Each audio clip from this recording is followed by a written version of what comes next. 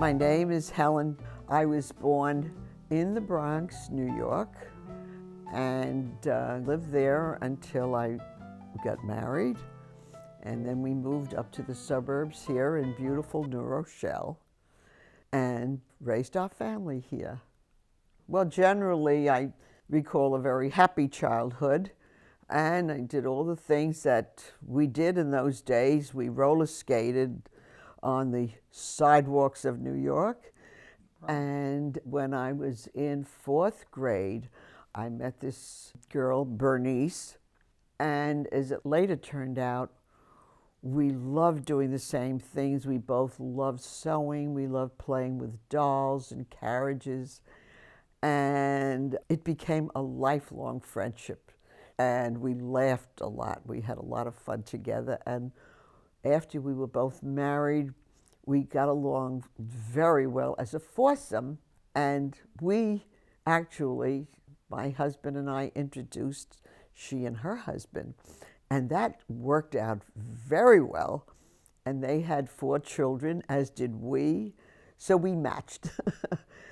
And we did start going on lots of trips with them, and he was a great photographer. And we always ended up with wonderful pictures and albums and all that kind of thing.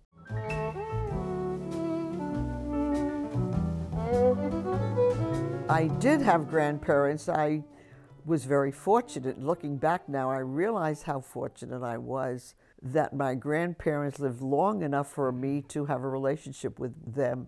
And I loved my grandmother dearly. I was very close to her.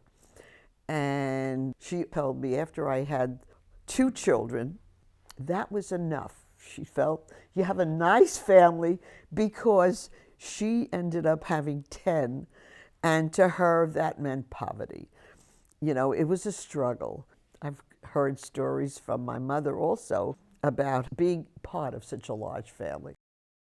My brother, I have had an older brother who has passed away, but we were the darlings of the family because we were the eldest grandchildren.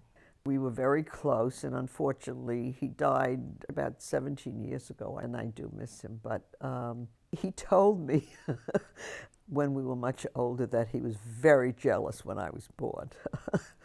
But he learned to get over his hate of me. He said, "I do love you."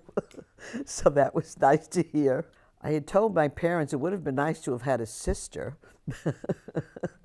But my mother told me, well, they were thinking of having more children, but times were tough then, and I guess it wasn't economically feasible. So there was just the 2 of us. We grew up during the Depression, but I never felt deprived in any way. My mother sewed, so she made a lot of our clothing. She made me pretty dresses and all kinds of things. And she taught me how to sew, for which I'm very grateful. And my father had a wonderful sense of humor, which I think I inherited, and I always enjoyed that.